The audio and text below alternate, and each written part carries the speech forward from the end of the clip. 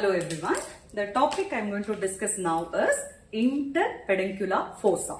So please note, interpeduncular fossa is also called as rhomboid space. The boundaries of the interpeduncular fossa are as follows.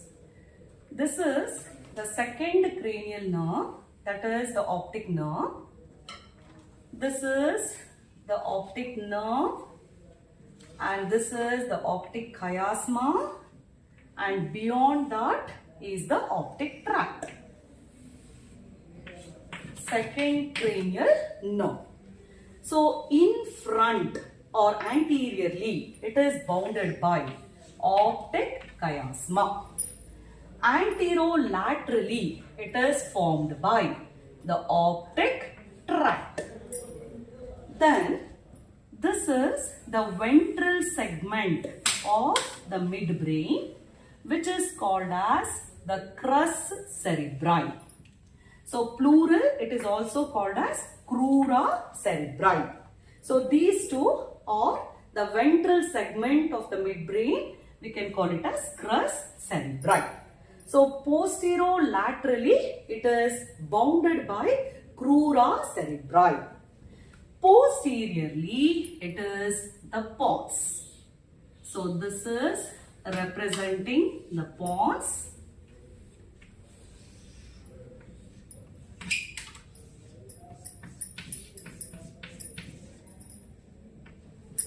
So upper border of the pons. So once again, the boundaries of the interpeduncular fossa from before backwards. Anteriorly, optic chiasma. Anterolaterally, optic tract. Posterolaterally, it is the crura cerebri. And posteriorly, it is the upper border of the pons.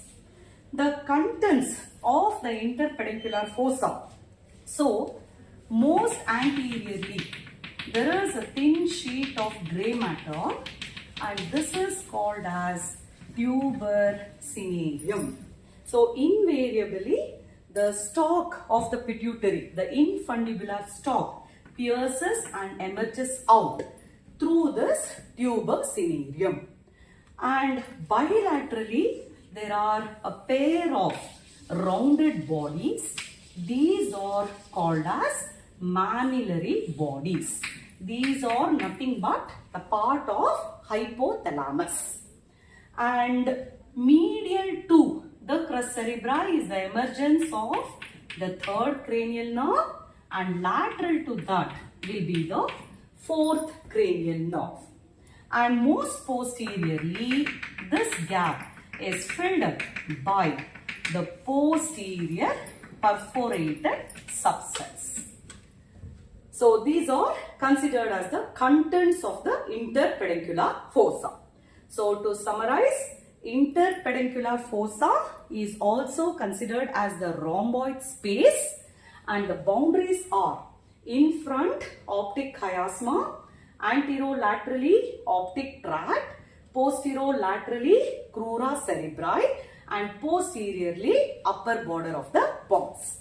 The contents from before backwards: tuber cinereum, the infundibular stalk which is piercing and getting connected to the pituitary, pair of mammillary bodies, the oculomotor nerve medial to crus cerebri, and trochlear nerve lateral to the crus cerebri, and most posteriorly the posterior perforated substance. Coming back to the interpeduncular fossa, the boundaries of the interpeduncular fossa. So this is the second cranial nerve. This is the optic chiasma. So in front it is optic chiasma, and anterolaterally it is the optic tract, and posterolaterally, so this is the crus cerebri, the ventral part of the midbrain, crus cerebri, and posteriorly it is the upper border of the pons.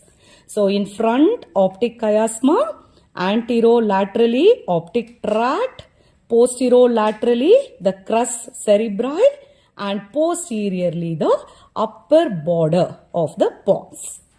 and the contents. So here you can see the tuberous cinereum. This is the tuberous cinereum, and these are the mammillary bodies, the two mammillary bodies part of hypothalamus, and this is the posterior perforated substance. So mammillary bodies and the posterior perforated substance.